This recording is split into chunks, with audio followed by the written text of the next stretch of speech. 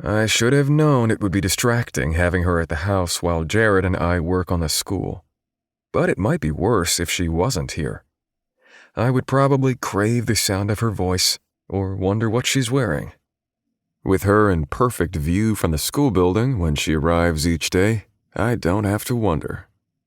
That first day, it was a blue dress with a tie on the side, like a present I'd like to unwrap.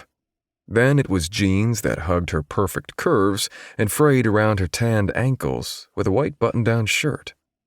Then shorts and an oversized sweater with a deep V-neck.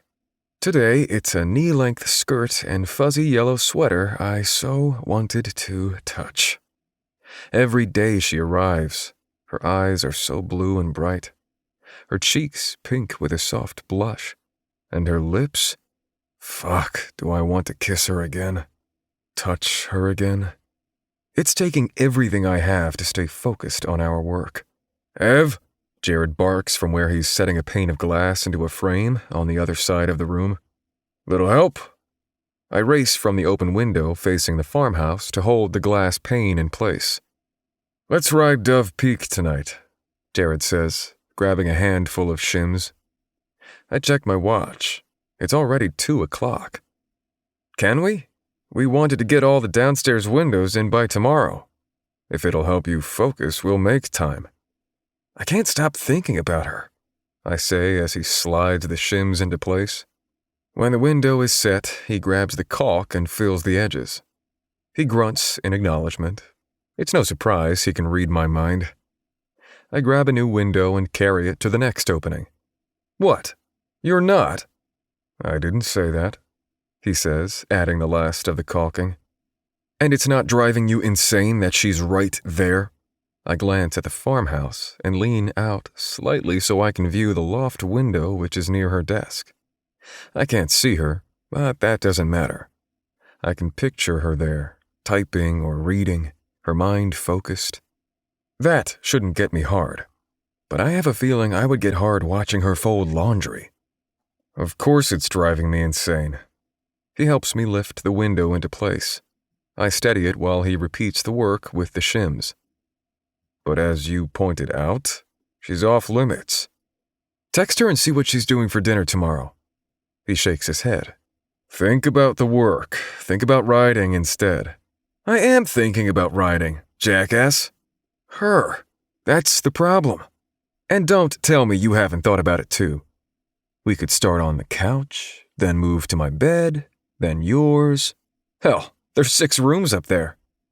He puts his hands on his hips and stares me down. If I get her to come to dinner, will you shut up and focus? Make the evening clothing optional and I'll consider it. He gives me one last stern look. I know I'm being impossible, but I can't help it.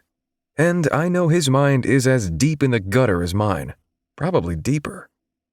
But she's been here almost a week, and we've barely spoken. When we come in for lunch, she's on the phone with some expert or another or engrossed in her work. When she stops by on one of her walks, we are in the middle of pouring concrete or testing the electrical. At the end of the day, she leaves us notes regarding her progress or questions she needs answered, saying that she didn't want to bother us. But the truth is, I've been thinking about all the ways she could bother us. And it's torture. Okay, I say. I'll try. You better do more than try or I'll demote you to janitor. He snatches up the phone, then glances up at me, scowling. What the fuck do I say? Stick with simple, I say with a shrug. Ask her to join us for dinner tomorrow and let her know she's dessert. He throws a shim at me, but my reflexes are keen and I dodge it easily. Another benefit of sobriety. Jared starts typing. He reads me what he wrote. Dinner. Tomorrow? I lunge for the phone. You sound like a Neanderthal, dude.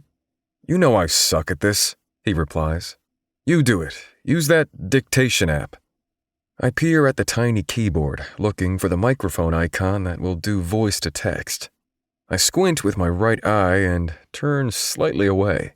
Otherwise, the letters and symbols start doing aerobics. Would you like to join us for dinner tomorrow?